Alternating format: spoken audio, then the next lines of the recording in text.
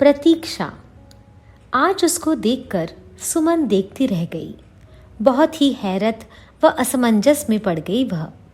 भला ऐसी अनहोनी कैसे हो सकती है? सब कुछ वही, रंग रूप, बाल, बातों का ढंग भी वही, हंसना बोलना चलना सब कुछ वही। फिर भी वही क्यों नहीं? क्यों इतना सा फर्क रह गया? वह सोचती रह गई। प्रौढ़ता की सीढ़ियां पार करती सुमन ऑफिस से घर आने के बाद आईने के सामने खड़ी होकर अपने प्रतिबिंब को निहारती रही और सोचती रही कितना फर्क आ गया है पहले और आज की सुमन में। बालों में कितनी सफेदी आ गई है, चेहरे में कितना अंतर आ गया है। उसे 25 बरस पहले का अपना चेहरा, शरीर, सौष्ठव, हाव भाव सब याद आ रहे थे। कहाँ गई वह सुमन? मन तो वहीं ठहरा है, अपने अंतराल में भटक रहा है। फिर यह ऊपरी परिवर्तन भला क्यों? मगर वे भी तो बदल गए होंगे। जाने कहाँ हैं, कैसे हैं, कितना समय बीत गया है। फिर भी वह वे नहीं हो सकते जिसे आज देखा है। उसी के ऑफिस में एक हंसमुख नवयुवक क्लर्क की जगह पर पदस्थ हुआ है, जिसे देखकर सुमन सहसा चौंक उठी और जिंदगी की बीती घड़ियों में खो गई। काश वह उम्र में अधिक बड़ा होता। काश उसके बाल भी कुछ सफेद हो गए होते। काश उसके चेहरे पर 21 वर्षीय सुकुमारता की जगह 45 वर्षीय प्रौढ़ता नजर आती तो शायद वह सचमुच वही होते। फिर यह कैसा छलावा है, कैसा भ्रम है या मात्र आभास? उसका नाम विनय है। उसने सुमन की ओर बहुत अपनेपन से देखा और बार बार देखा। सुमन भी रूप साम्यता के कारण बार बार उसे देखती रही। सुमन का स्नेहपूर्ण भाव देखकर विनय उसके करीब आने लगा और बातें करने के बहाने ढूंढने लगा। सुमन उसे बड़े स्नेह से अपनेपन से देखती, कभी बातें करती और उसे देखते देखते कहीं खो जाती। फिर जल्दी ही अपने को संभाल मीठी मुस्कान के साथ सामने से हट जाती। विनय के चेहरे पर वह किसी और का चेहरा देखती थी, उसका चेहरा जो कई बरसों से उसके मन में बसा था। सुमन उसे अपने करीब पाकर प्रसन्न हो उठती थी, लेकिन साथ ही डरती भी बहुत थी। कहीं ऑफिस के लोग कुछ गलत न समझ बैठे या कहीं कोई अफवाह न फैल जाए। वह डरती थी कहीं यह सुनने को न मिले प्रौढ़ा नवयुवक को फंसा रही है। अपने मन की उथल पुथल किसी को बता नहीं सकती थी। अपनी व्यथा केवल वही जानती थी। उसके मन में विचित्र विचार आने लगे थे। कभी वह सोचती, कहीं ऐसा तो नहीं उन्होंने मेरे लिए नया रूप लिया हो? मगर तभी उसे स्वयं पर हंसी आ जाती। छी, मैं भी कितनी पागल हो गई हूँ। उच्च शिक्षित और समझदार होकर भी मैं न जाने क्यों ऐसी बातें सोचने लगी। मगर विचार आग्रह के साथ पुनः उसके मस्तिष्क से टकराने लगते। तब इतना साम्य क्यों? सब कुछ वैसा ही होकर भी वह क्यों नहीं? और सुमन मानसिक रूप से परेशान हो उठती। विचार संघर्ष और मन की उथल पुथल में गुथी सुमन अंत में यही तय कर पाई, मैं उससे मुंह नहीं मोड़ सकती। मेरी वर्षों की प्रतीक्षा का परिणाम उसी के चेहरे पर अंकित है। सुमन विनय से अकेले में मिलने से कतराती थी, साथ ही अधिक देर तक बातें करने से भी डरती थी। न जाने उनके बीच कौन सी बातें होने लगे। इस बात से ही उसका मन सशंकित हो उठता था। घर से ऑफिस वह बिल्कुल समय पर आती और ऑफिस बंद होने पर वह बड़ी शीघ्रता से घर के लिए निकल जाती थी। उसे लगता था ऑफिस की दीवार, घड़ी की टिक टिक और उसके हृदय की तेज धड़कन एक बन गई है। ऐसे ही एक दिन शाम 5 बजे लौटने की तैयारी के बीच यह सुनते ही वह चौंक गई। आइए सुमन जी, कुछ देर बातें करते हैं, कैंटीन की ओर इशारा करते हुए विनय कह रहा था। सुमन घबरा गई। क्या बातें होंगी? क्या जवाब दूंगी मैं? मुसीबत टालने के लिए उसने जल्दी से कहा, जी नहीं, मुझे घर जल्दी जाना है। रुकिए भी, मैं कुछ दिनों से आपसे कुछ कहना चाहता हूँ। सुमन चुप रह गई। क्षण भर में अनेक घटनाएं उसे एक साथ घटित होती नजर आ रही थीं। मन के अंतर्द्वंद्व पर तटस्थता का आवरण चढ़ाकर उसने धीरे से कहा, कहिए। आपको देखकर ऐसा लगता है जैसे मैं आपको बहुत दिनों से जानता हूं। सुमन क्या कहती, वह चुप रही। न जाने क्यों आप मुझे अच्छी लगती हैं। सुमन चुप, कहीं दूर देखती रही। आप भी मेरे विषय में जरूर कुछ ऐसा ही सोचती होंगी। आप बताना नहीं चाहती, लेकिन मैं आपके मन की बात छिपा नहीं सकता। मैं बहुत दिनों से आपसे कुछ कहना चाहता हूं। विनय हंस दिया। सुमन उसके हंसने के ढंग और हाव भाव को देख पुनः एक बार चौंक गई। विनय ने संकोच के साथ रुक रुक कर धीरे से कहा, अब मैं आपसे।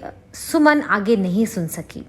उसने थोड़ी कठोरता के साथ कहा, माफ कीजिए, मुझे जल्दी जाना है। वह अपना बैग संभालते हुए आगे बढ़ गई। पहले मेरी बात तो सुन लीजिए। विनय आश्चर्य के साथ सुमन को देख रहा था। नहीं, मैं आपकी बातें नहीं सुन सकूंगी और न ही उनका जवाब दे सकूंगी। मुझे जाने दीजिए। ऑफिस के बाहर निकलकर वह सामने की बड़ी सड़क पर आ गई।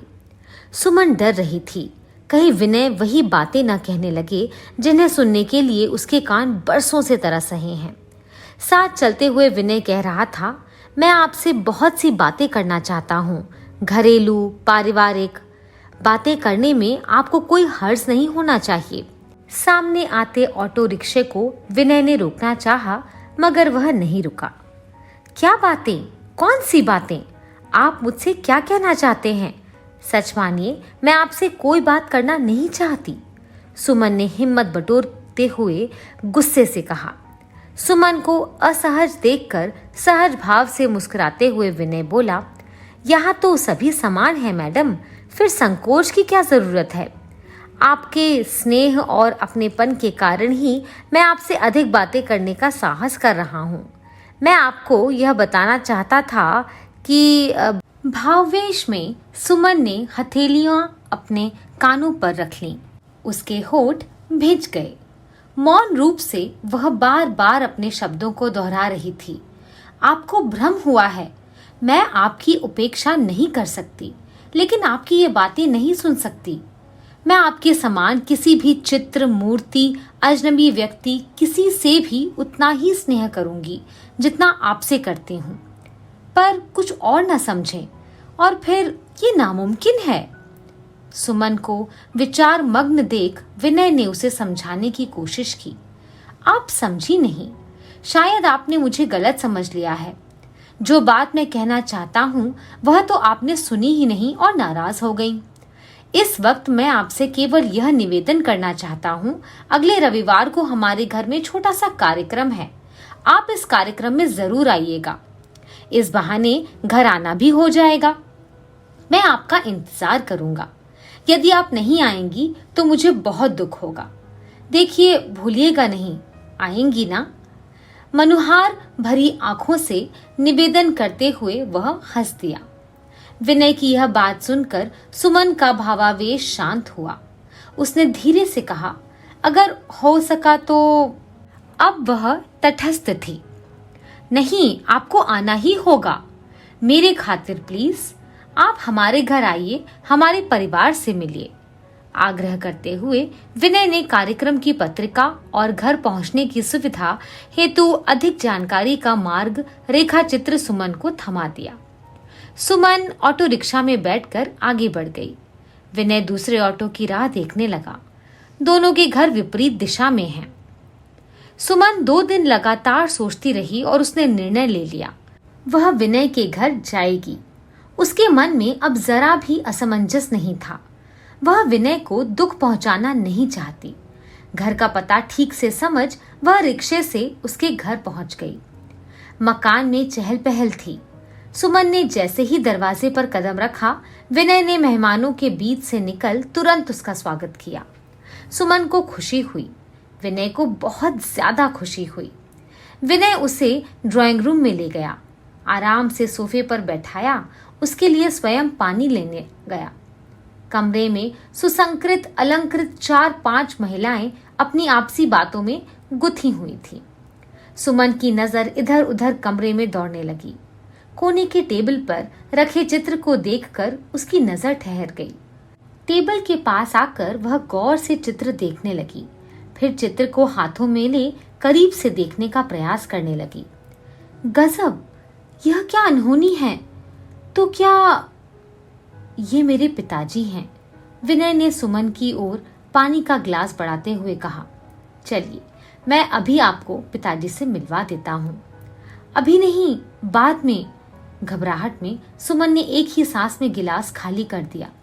वह विनय से अपनी घबराहट छिपाने की कोशिश कर रही थी। विनय जैसे ही थोड़ी देर के लिए वहां से हटा, सुमन माथे का पसीना पोंछते हुए अपना बैग उठा, साड़ी का आंचल संभालती हुई शीघ्रता से मकान से बाहर आ गई। विनय ने उसे जाते हुए देखा। आश्चर्य में डूबा वह कुछ भी समझ नहीं सका। फिर भी सुमन को दूर जाते देखकर वह पुकार उठा, आंटी, सुमन आंटी। विनय के शब्द सुमन के कानों में ठहर गए, लेकिन सुमन के पैर नहीं ठहरे। वह जल्दी से जल्दी उन सबसे दूर चली जाना चाहती थी। प्रकाश के विषय में उसने कभी कल्पना भी नहीं की थी कि उसका विवाह हो गया होगा और उसका अपना बेटा जवान होकर उसके जैसे ही दिखने लगा होगा। वह सोच भी नहीं सकती थी जिस अजनबी विनय को वह अपनी यादों में डूबी अपनेपन की नजर से देख रही है, यथार्थ में वह उसके अंतःकरण के स्वामी का ही प्रतिरूप है। अजीब भावनाएं धुएं की तरह उसके चारों ओर फैलती जा रही थीं। कभी पश्चाताप, कभी ग्लानि, कभी हारने का अवसाद, कभी विचार शून्य विचित्र मानसिक परेशानी। वह समझ नहीं पा रही थी कि अब वह क्या करे। घर पहुंचकर उसने अपना इस्तीफा लिखा, राजीनामा। वह नौकरी करना नहीं चाहती, दूसरे शहर जा रही है। जाने की पूरी तैयारी हो चुकी है। अब यहाँ किसी से मिलना नहीं है, कहीं दूर जाकर दूसरी नौकरी ढूंढना है। यहाँ इस शहर में वह अकेली और अनजान थी, दूसरे शहर में जाकर भी अकेली और अनजान ही रहना है। रात के ठीक 10 बजे वह रेलवे स्टेशन के प्लेटफॉर्म नंबर 1 पर खड़ी है।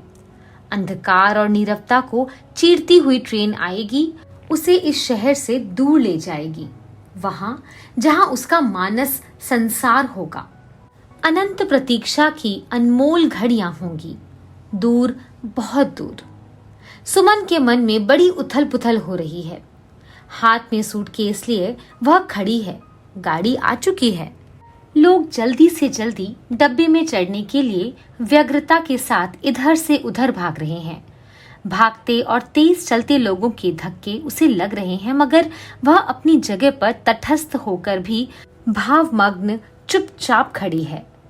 गार्ड ने हरी झंडी हिलाई, गाड़ी ने जाने की सीटी दी। पुनः एक बार जोर से सीटी के बाद गाड़ी धीमी गति से चल दी, रेंगती हुई उसी प्रकार जैसे अभी तक सुमन के मस्तिष्क में विचार रेंग रहे थे। लोगों का भागना, सामानों को उतरना, चढ़ाना, शोर, चीख पुकार, सब कुछ सुमन अपने भीतर महसूस कर रही थी, और कुछ था जो रेंगते हुए उसके सिर के आर पार हो रहा था।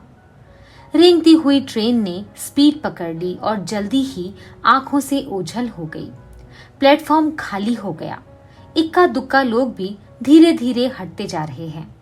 सुमन ने सूटकेस नीचे रखा और पर्स से टिकट निकाला। वह उसे गौर से देखती रही। नागपुर से नई दिल्ली। वह अपनी सहेली के घर जा रही थी। क्या उसका निर्णय सही था? एक बार पुनः उसने अपने आप से सवाल किया, क्या वह वापस अपने घर चली जाए और कल ऑफिस भी जाए? विनय से सामना होगा, क्या कहेगा वह?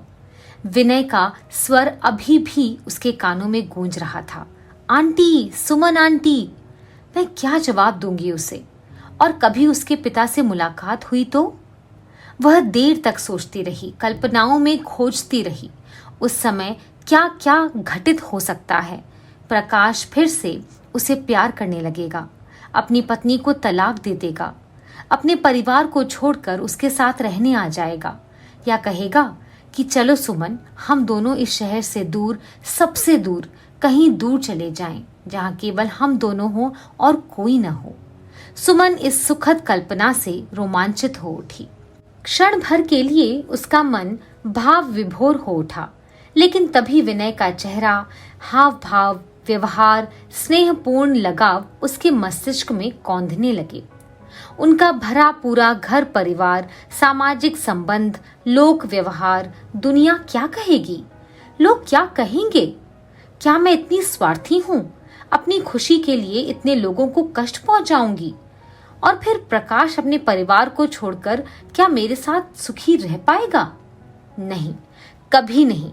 मैं प्रकाश से कह दूंगी, मैंने उसे कभी चाहा ही नहीं। वह तो केवल मित्रता थी। मिलना, हंसना, बोलना, प्रेम ही हो ऐसा कोई जरूरी तो नहीं।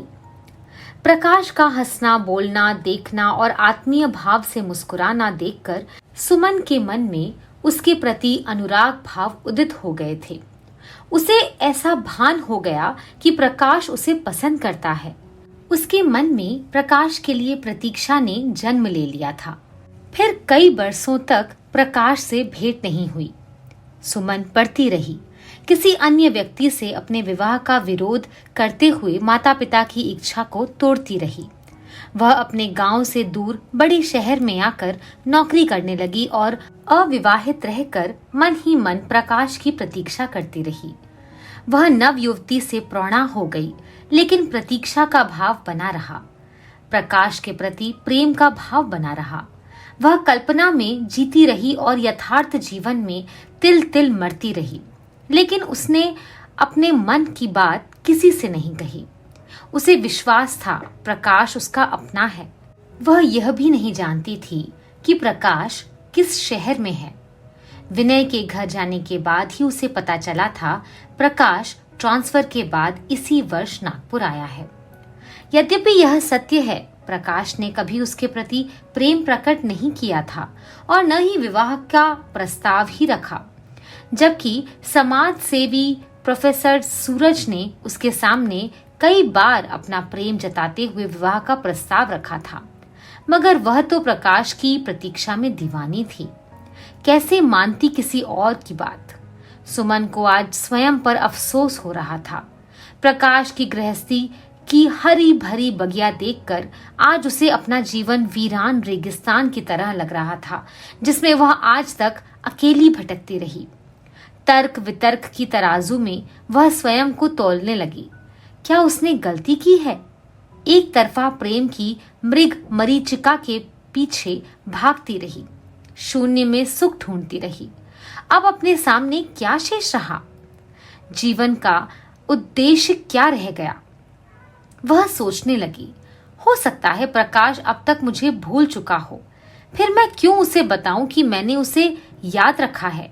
मैंने विवाह नहीं किया, यह मेरी इच्छा है कि मैं अपनी मर्जी का जीवन बिताऊं। मुझे अब प्रकाश से कुछ लेना देना नहीं है। मुझे अपने जीवन में किसी का हस्तक्षेप नहीं चाहिए, किसी का भी नहीं, न प्रकाश, न विनय और न ही उसके जैसे कोई और का। सुमन सोचने लगी, आश्चर्य है, मैं इतनी कमजोर कैसे हो गई जो किसी के नाम का सहारा लेकर अब तक जीती रही। क्या उस नाम के बिना मैं जिंदा नहीं रह सकती? मैं इतनी पागल कैसे हो गई जो यह सोचती रही कि विनय, जो मेरे सामने बच्चा जैसा है, मुझसे प्यार की बातें करना चाहेगा। इतनी दीवानगी कि अपनी उम्र का एहसास भी न रहा, बीतते समय का आभास न रहा। उठते बैठते, सोते जागते बस एक ही चेहरे को देखती रही, उसी पर जीवन को न्यौछावर करती रही। लेकिन अब क्या उसके नाम के बिना मेरा जीवन निराधार रहेगा? नहीं, कभी नहीं, कभी नहीं। आज मुझे अपनी गलती का एहसास हो गया है। उम्र के चौथे दशक के बाद मैं अपने आप के पास लौटी हूँ। मेरे पास शिक्षा, पद, सम्मान सब कुछ है। मेरा जीवन मेरे लिए है। मेरे जीवन का उद्देश्य मैं स्वयं निश्चित करूंगी। मैं अपनी स्वामिनी स्वयं हूँ। प्यार करना है तो पूरे विश्व से करूंगी। किसी पर न्योछावर होना है तो पूरे समाज पर, पूरे देश पर न्योछावर होंगी। समाज में बहुत दुख है, गरीबी है, लाचारी है, अन्याय अत्याचार है। मैं उसके लिए काम करूंगी। आज से मेरे विचार, मेरा चिंतन स्वयं तक सीमित नहीं होगा। दुनिया बहुत बड़ी है, मेरे जीवन का उद्देश्य और जीवन का आधार बहुत बड़ा होगा, असीम दिगंत तक फैला, जिसमें लाखों करोड़ों लोग होंगे। उनमें विनय भी होगा, प्रकाश भी होगा। तब मुझे किसी एक के नाम की जरूरत नहीं होगी। प्रकाश पुंज मेरे साथ होंगे। मेरा मार्ग प्रकाशमय होगा, मेरा लक्ष्य प्रकाशमय होगा, मेरा जीवन प्रकाशमय होगा। तब मैं स्वयं दूसरों को प्रकाश दे सकूंगी। सूरज मेरे साथ के लिए कब से तरस रहा है, कब से मेरी प्रतीक्षा कर रहा है। हम साथ रहकर दुनिया को खुशी देंगे। प्रकाश की कल्पना नहीं, स्वयं सूरज उसका हमसफर होगा। सुमन दृढ़ कदमों से चलती हुई बुकिंग ऑफिस की खिड़की की ओर बढ़ गई। टिकट लौटाकर वह जल्दी से अपने घर लौटना चाहती है। उसके जीवन का लक्ष्य और उसका उज्जवल भविष्य बरसों से उसकी प्रतीक्षा कर रहा है।